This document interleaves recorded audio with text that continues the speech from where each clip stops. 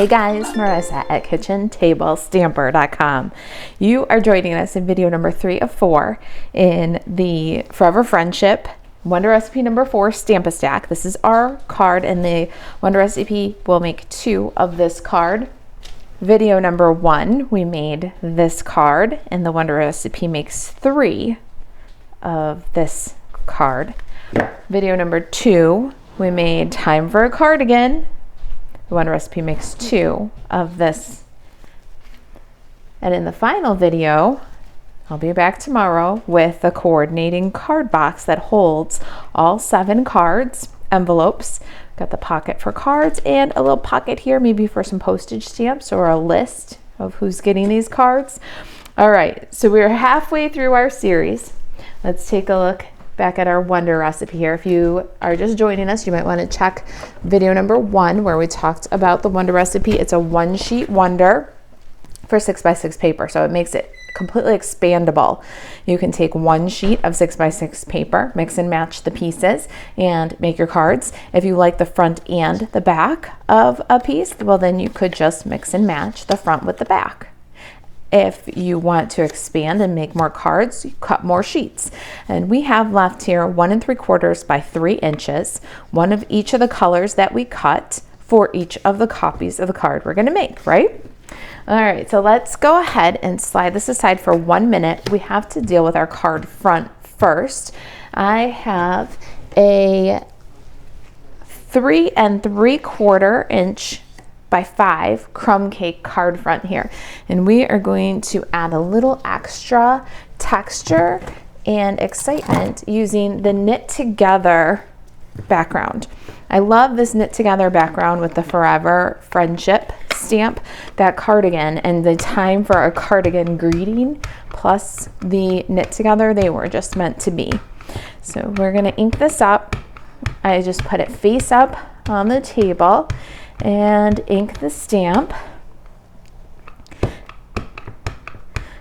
This way you can see that you've got awesome ink coverage and you won't take any chances of missing the center or the edges, because then we're going to lay the cardstock panel on the stamp, and using our mini grid paper, we're going to cover that up, and now we'll just run our fingers all across.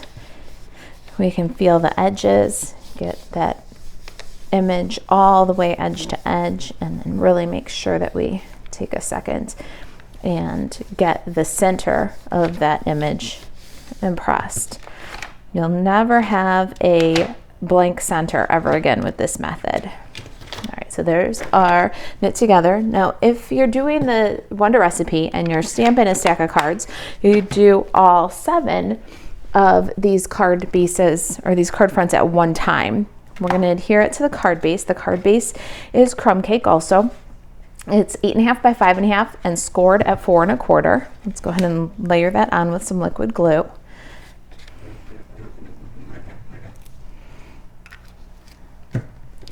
And I've already done our second copy of the card. So we got 2 with the backgrounds. Now if you're doing all these 7 cards, then you're going to do all your backgrounds, and then you'll move on to all your designer series paper. So we're going to adhere 1 each of these Gingham Cottage designer series papers to each card front. The Gingham Cottage designer series paper is one of those mega packs. It's 48 sheets of double-sided. It's got all these awesome ginghams, tons of black and white gingham, and normally $30 for that 48 sheets. Right now, it is on the last chance list with Stampin' Up for $18 for this pack of paper.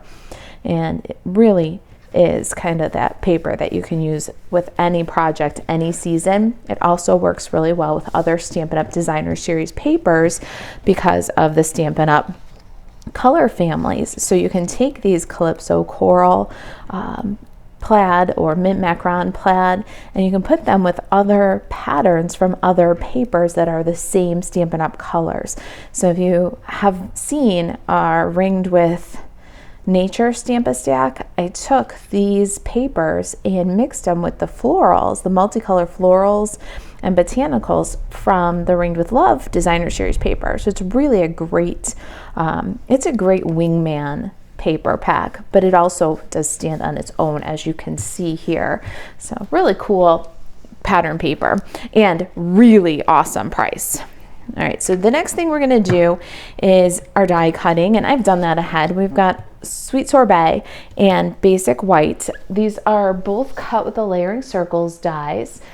The Sweet Sorbet, and they're all the same size layers for all of the cards in this series. This is the second largest scallop circle done from Sweet Sorbet, and the third largest smooth circle done from Basic White. All right, let's get our ink pads and do some stamping. I'm gonna start with our sentiment and splatters on our Basic White. So we've got Our Friendship Will Live Forever. Again, I just love this stamp set. I haven't showed it yet. I showed it in other videos, but I just love this stamp set. It's time for a cardigan. And Our Friendship Will Live Forever, unlike most of the plants I've owned. And I just can't thank you enough with that old-fashioned typewriter. Just really, really good stamp set. As of just a few minutes ago when I checked, there's still some available, but it's while supplies last. And we're gonna do a little bit of splatter. I did the splatter from my favorite Quiet Meadow stamp set. I go for that splatter all the time. And we're gonna go past the borders of our circle. So let's grab our, and you can see, I love this little grid paper, but I sure do get my money's worth out of it. And so should you. Don't be afraid to really use your grid paper until it's completely used up. All right, so I got a little splatter going on for the background. Love it. Let's bring in the inside of our card. Now, of course, we can't go do Our Friendship Will Live Forever without the punchline, right? So I'm just gonna do very simple. Unlike most of the plants I've owned centered in the liner is the same size as the card front, so 3 3/4 by 5. And we're gonna bring those spatters to the inside too. And I thought about it afterwards. I might even go back and add them in, but how cute would it be to take the little hearts from the outside and just add one of those right in the splatter? And this is cut with the cracker and treat box dies. Just such a cute way to really complete the inside of the card without making it compete with the outside of the card. All right, let's get some liquid glue. And no, you know what? I still have one more thing to stamp. We have to stamp our houseplants. I have a scrap of Basic White right here. So let's do that. That'll give it a chance to dry a little bit before we color it. We can do our gluing. All right, I'm making sure that I got really good ink coverage here. And oh, I love those houseplants. All right, this is so true. I cannot keep a houseplant alive. It is absolutely terrible. So maybe that's part of why this particular stamp set resonates so much with me.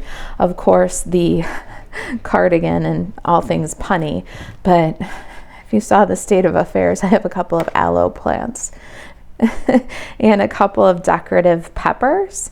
They were like ornamental pepper plants. I brought the ornamental peppers in hoping that maybe, because we bought them in the fall, I would be able to get these ornamental peppers.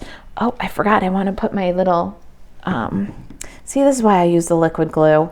I want to put my little branches in between. Okay, hold on.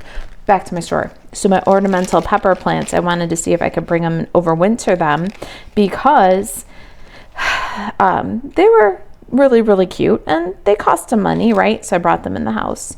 The aloe is barely alive and the peppers are completely dry. It's crazy. I killed the peppers. Should have just planted them in the ground and then let them, never mind. Okay. In other words, I don't have a green thumb. All right, so we're gonna add our little sprigs. Now I want them to tuck out from behind, and I should have done it before I put this one together, but I use the liquid glue, and we've talked a little bit about that through this video series, because sometimes I just need a break. I need to be able to move something or shift something or lift something, and with the liquid glue I can do that. So we're gonna tuck the little branches in behind. So I cut off the long stems, we don't need them, and we're going to add just a dot of glue kind of at the bottom of the stem there, and because I use the liquid glue I can kind of lift and tuck. So that's what I'm gonna do, but in the next one we're gonna do it in the right order. We're not gonna lift and tuck on the next one. We're gonna add them to the back and then glue them together. So this is some, if you're just following this series, if you're just joining us here, this is crumb cake cardstock, and the leaves are punched using the bow punch from the annual catalog. Here's that punch, and I had that whole bag full of them. I don't know if we made extra for a card class or if we punched some in the wrong color. Maybe we had intended it to be a different color. I don't know exactly what it was that happened, but I had that whole bag of extra ones, and it just so happened that now is the time to use them up. So we're going to go ahead and use them. All right, so for this little guy now we're going to get our Street Sorbet. We got our basic white, it's got glue on the back, got a little glue on the back of our leaf, and we're going to go ahead and just layer those leaves in before we burnish down our circle. Yep, I like that. Now we can glue this guy on. And look at that. These Stampin' stacks come together so quickly. Oh, see, illustrating my point exactly. It's too far down on the sorbet, but because of the liquid glue, I have time to just shift it. And my sentiment is downhill.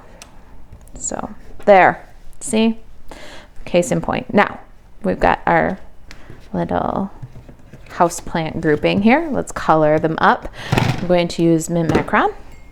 I've got light shaded spruce. I've got Sweet Sorbet, Calypso Coral, Crumb Cake, and my yellow combo. Now I'm using dark So Saffron and dark Daffodil Delight for this one. I like to do like everything all the way across. And I also like to do, when I'm doing these kind of Stampin' stacks, I would normally have all the images for all 7 cards stamped on half sheets of basic white cardstock. And then I'd go through with the light Mint Macron, and I'd color everything that needed to be Mint Macron. So I'd keep the markers open, keep them in my hands, and I do every bit of every image for all 7 cards without putting down the Mint Macron marker. So that's how I work when I'm doing a Stampin' stack kind of a deal. All right, so we did light with the little dark hashes, and then now these leaves, we're gonna just color these in with the dark Mint Macron, and we're gonna work from left to right and just intensifying the greens of our plant foliage here. I'm not gonna do any blending at all on these leaves on this plant. Just gonna go straight with the dark Mint Macron and get a very good coverage by just dabbing tiny little circles, tiny little dabs, or tiny little flicks, you see? So I'll just kind of dot and flick, and that's how you're gonna get the most smooth, solid fill.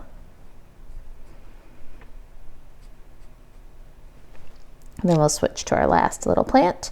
Oh, and at this point, we're going to go to the shaded spruce, and we're going to color these guys. And I'm just going to kind of scribble in the shaded spruce. And I'm not looking for a completely solid fill, but the little leaves are so tiny, we're not going to do any really precise blending either. So I'm going to just touch with the shaded spruce and then go back and touch any little white spots with the mint background. So it looks almost a little variegated between the two colors. That's all of our green. Now let's work on our Calypso Coral.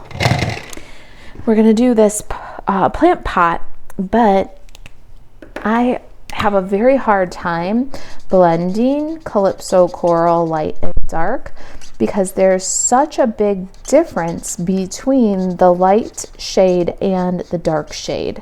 So what I like to do is with Calypso Coral is fill with the light, pick up with the dark on the tip of the light marker, and then I'll bring in my shadow really far to the extreme left edge, and then I'll just work that back into the light.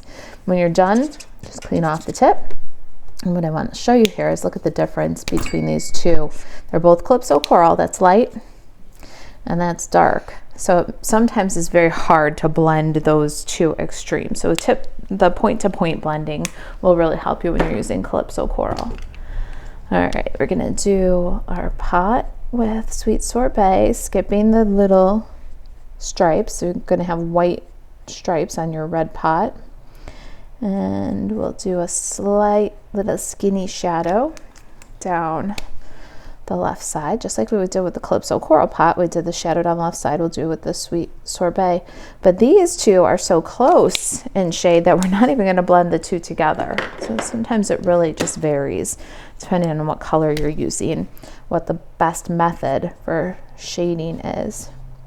We're filling in our plant stand with crumb cake, and then I'll take the dark crumb cake and go from the edges down from underneath the stand, up from the bottom, and then just flick them together. Last one, we got our Daffodil Delight So Saffron pot. And I just love this arrangement. Such green, lush plants, not like my ornamental peppers. I'm gonna take the ornamental peppers because there were peppers on it and pull the seeds out of the dried peppers, and I'm gonna see if I can grow some from seed. Maybe my ornamental pepper will live on just in a different way. We'll see. All right, we gotta cut this guy out. And when you're fussy cutting, you want to get pretty close like this to start with, so that you don't have a lot of excess to grapple with. And we're going to leave a little white border, just a tiny white border.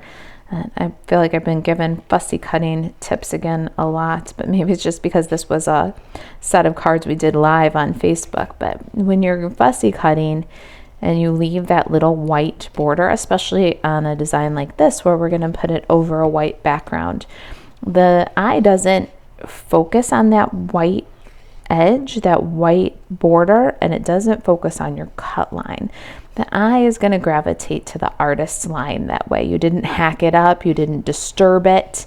You left the artist's line completely intact by cutting just a little bit past it, which draws the viewer's eye to the image and not to the cutting. So if you're not the best fussy cutter, then what I would suggest you do is work on leaving a little white border. Now the other thing is there's no prize for cutting it out all in one piece. You saw that I just cut off the excess. When the scrap, as you're cutting away the image, when the scrap starts to interfere with your dominant hand and it's touching your finger as you go, that's when you know, see right there, it's time to cut away the excess. There is absolutely no prize for getting it all cut out in one piece.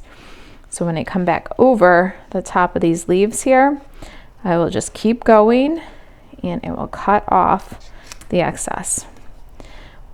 Also, you're going to drive the paper into the scissor.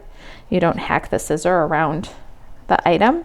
The non-dominant hand is doing the detail work of fussy cutting, and that's probably not the way, if you think about it, if you approach it, you would think that, the scissors would have to trace out the object, like hack out the object, and that's not the case at all. The scissor hand, the dominant hand, just opens and closes and opens and closes. Then eventually, once in a while, we'll have to cooperate. Like right here, where we're coming back out at an extreme angle, you'll notice, here we're going to do it again, that my dominant hand cooperates with my non-dominant hand.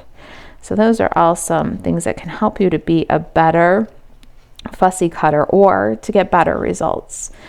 We're almost to the end, so 2 other things I'll tell you about fussy cutting really quick is always support your scissor. So you want to cut with your middle finger in the lower loop and your index finger supporting the scissor. When you have that extra support, you'll get a smoother cut.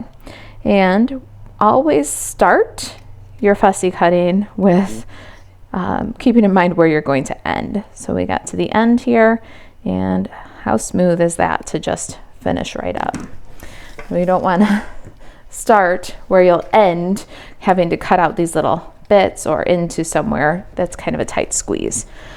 We're going to add this to the card with some dimensionals. I think that except for the fussy cutting, which can easily be mastered with some practice and some good habits, except for the fussy cutting, I think that this is the easiest of our card designs today. I don't know which one's my favorite though. You can tell me which one's your favorite. We're going to cut up some of the edge here and really support this little grouping of plants. Oh, I just love it. I'm also going to use the edges here and just grab a little skinny piece that I can put down the center leg of that plant stand too. And I don't want after we did the work of fussy cutting it, I don't want the little leg to catch on the envelope as we're putting the card in to mail it. That would be a shame. So just a little bit of, this one doesn't have any sticky on one side. There, now we're good. Pulled up some of the paper with the other side. All right, add that above, but make sure you can read your greeting. We're going to get some linen thread and tie a bow for each of these cards. Got a length of linen thread. I usually cut or tie right off the spool and then cut right off the spool so there's no waste. We're going to loop, swoop, tuck, and pull, and hold the knot, trim the tails, and you can either roll up a mini glue dot here or add a little bit of liquid glue on the back of the knot. And I just squeeze until some bubbles out and then just touch the knot. You don't need a lot and it will hold pretty tight. All right, so I'm gonna put that right at the branch there.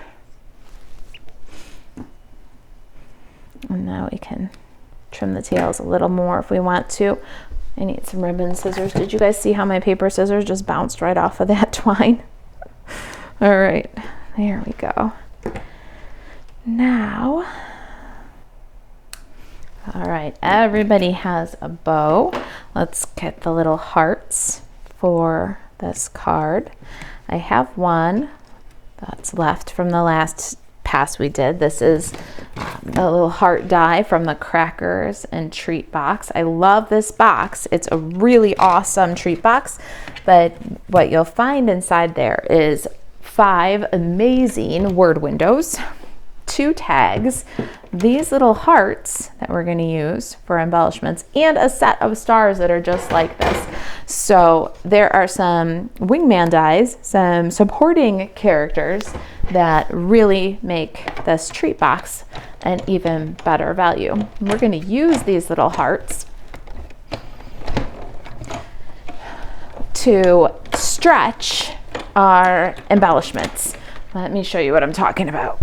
So you get 3 little hearts in one pass, and you've made them out of a scrap that you might have otherwise thrown away. We're going to add a little heart on each card using liquid glue. So I'm going to just share the glue here.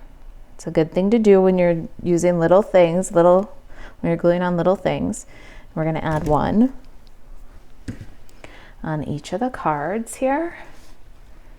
And then we're going to take mini glue dots. I've got them cut in half. And we're gonna add a half a mini. So one's flat and one's got a little pop, a little extra dimensional there. And we've got those beautiful splash of sweet sorbet.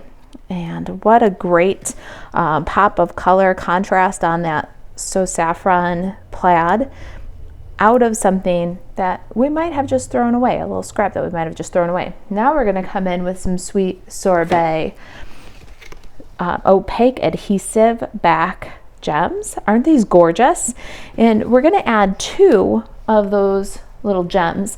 And in a way, the pop of color from the cardstock means that you don't have to add quite as many of your more expensive embellishments like these little gems. So we're going to add a couple. I'm doing the biggest and the smallest on this one. Of course, mix and match and use up all your sizes. And there it is. We've got that pop of sweet sorbet from those scraps and the shimmer and shine from the embellishments. And that is our friendship will last forever. Unlike most of the houseplants I've owned. All right, you guys, so we've got 2 of those. We have a whole stack, 2 of cardigan, that was our second video, and 3, I just can't thank you enough. I'll see you in video number 4, where we will make the coordinating card box. This is going to be a fantastic gift, last minute gift, or looking into the new year for birthdays, for friends, family, relatives. We make lots of cards. Let me show you an awesome box that you can use for gift giving of your handmade cards. So it'll fit all 7 cards, envelopes, and there's a little pocket for your recipient list or for some postage stamps. Oh, hold on, I'm catching my pocket. There we go. There's all 7 cards and envelopes. All right, you guys, I'll see you in the next video, the final video of the series. If you have any questions, you can email Marisa at kitchentablestamper.com. And to shop Stampin' Up, buzz over to marisaalvarez.stampinup.net. Check out the Forever Friendship stamp set and the Gingham Cottage Designer Series paper while supplies last. Thanks for watching. I'll see you in the next video.